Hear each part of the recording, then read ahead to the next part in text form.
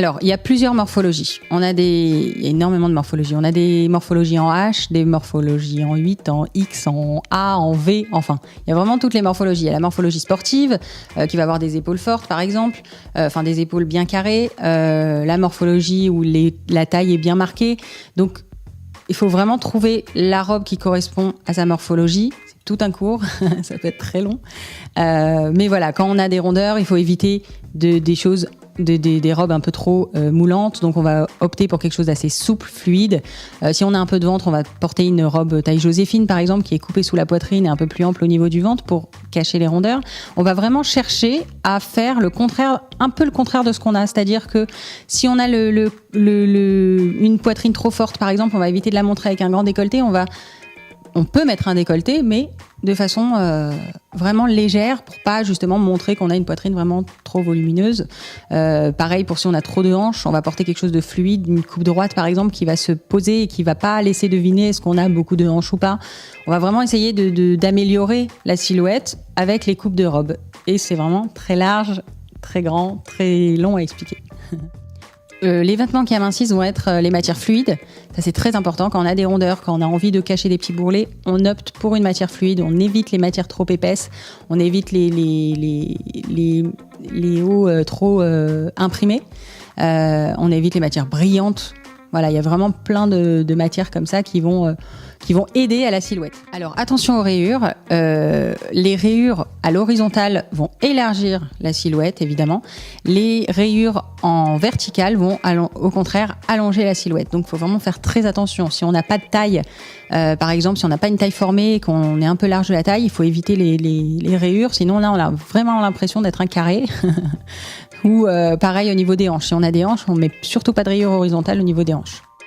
Alors pour les couleurs, il faut faire très attention par rapport au teint. Il ne faut pas mettre des couleurs qui vont rendre un teint très fatigué.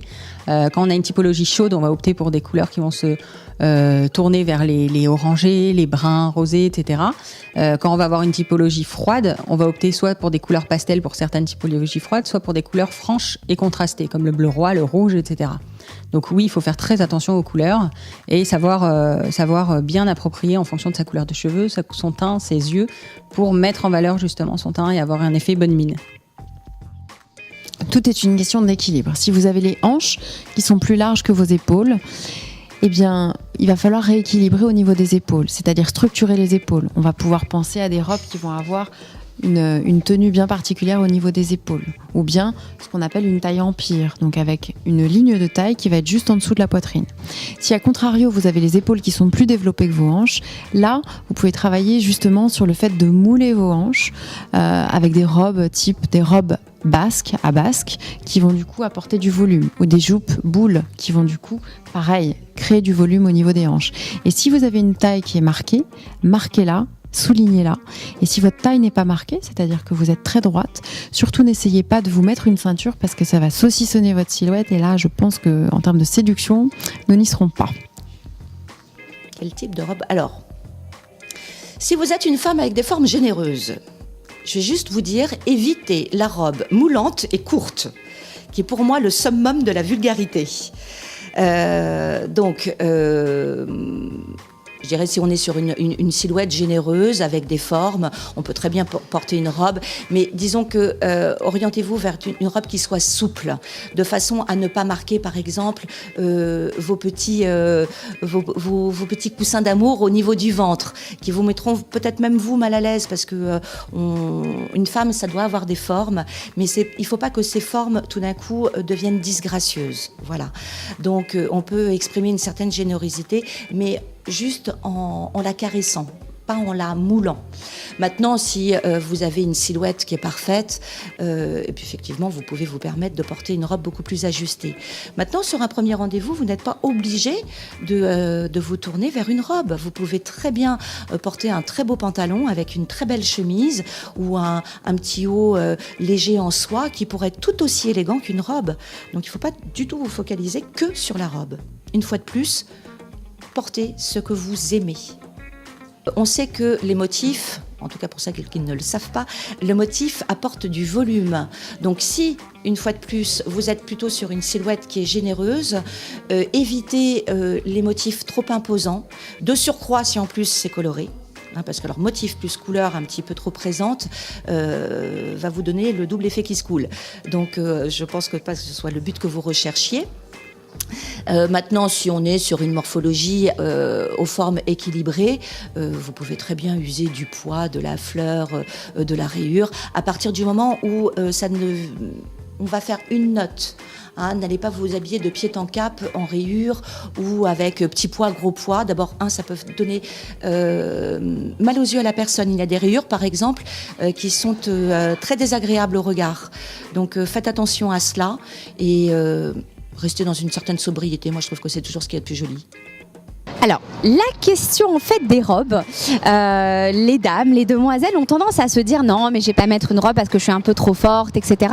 Vous vous trompez, parce qu'en fait c'est un pantalon qui va plus vous grossir qu'une robe. Pourquoi ? Le pantalon il va vraiment épouser votre cuisse, par exemple celles qui ont les cuisses un petit peu fortes, tandis que la robe ça va pas du tout faire cet effet. En effet d'optique, la robe va plus dissimuler qu'un pantalon. Alors on a plusieurs effectivement différentes robes pour différentes morphologies. On a la robe longue en fait que moi je conseille évidemment pour les grandes. Pour les petites également, mais dans ces cas-là, vous la raccourcissez au niveau de la cheville. Pas plus haut, pas plus bas. Ça va quand même donner une allure très élégante pour les petites. Et ça, je la conseille vraiment pour les grandes et pour les silhouettes assez fines quand même. Fine à moyenne, mais pas forte. On évite pour les silhouettes quand même assez fortes, ça va trop épouser les formes. On a également la robe asymétrique. Alors la robe asymétrique, moi je la conseille évidemment pour les silhouettes un peu fines, avec une petite veste, avec des choses comme ça, avec une poitrine moyenne. C'est très joli. Voilà, quand on a des belles épaules, on les montre. Donc on joue sur ça effectivement, sur la robe asymétrique. Ça peut cacher effectivement certaines formes des hanches quand elle est asymétrique au niveau des hanches. Ça va camoufler certaines hanches. Donc pour une silhouette également moyenne, c'est assez joli. Je la conseille également pour ce genre de silhouette. On a également la robe moi que j'appelle trompe-l'œil. Ça s'appelle pas trompe-l'œil, mais moi c'est mon petit mot à moi. Donc la robe trompe-l'œil, c'est par exemple la bimatière, c'est-à-dire qu'on a le bas en cuir et le haut par exemple en chemise un peu soie. Donc ça c'est super joli, super judicieux. Pourquoi ? Ça fait tout de suite une tenue très apprêtée pour finalement une tenue très simple. Vous enfilez juste votre robe le matin. La robe de toute façon, il faut savoir en règle générale, là je fais une petite parenthèse, que c'est une tenue très simple à porter, très facile à mettre, qui prend pas de temps le matin et qui fait vraiment un effet super sophistiqué, qui peut faire un effet super décontracté si on la porte en robe pull. Pour en revenir à la robe entre guillemets trompe-l'œil, donc là les gens ils vont croire que vous avez une jupe avec un haut. On la porte souvent quand on a une silhouette fine à moyenne, même pour des silhouettes un petit peu plus rondes parce qu'elle peut être très évasée sur le bas et puis plus cintrée sur le haut. On l'adapte en fait la robe trompe-l'œil suivant la silhouette. Il y a pour toutes les silhouettes. La robe de nu, alors la robe de nu aérienne, sexy, magnifique. La robe de nu, en fait, elle est adaptée pour tous. Quand on a une petite poitrine, c'est encore plus joli, encore plus mignon parce que la tension, elle est sur le dos.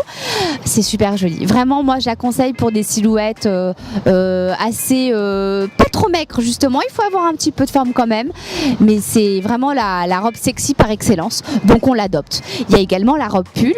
Alors, la robe pull, ça peut être voilà en journée. Vous avez la petite robe pull avec votre petite basket. Vous pouvez la porter également avec des bottes. Ça peut casser un petit peu le style, mais bon, c'est pas une tenue du soir. Là, on est d'accord. La robe pull, on l'oublie pour un premier rendez-vous. Non, c'est un petit peu trop sportswear. Et on va finir avec la robe imprimée. Donc la robe imprimée, évidemment, on l'évite pour des silhouettes un petit peu trop rondes, qui va évidemment accentuer au niveau des formes. Donc voilà, mais c'est assez actuel en Liberty, surtout, c'est assez actuel. La robe Liberty, c'est quelque chose de très tendance et qui peut se porter très bien été, comme hiver d'ailleurs, comme printemps. Ça va donner une petite touche de luminosité dans le ciel gris de l'hiver.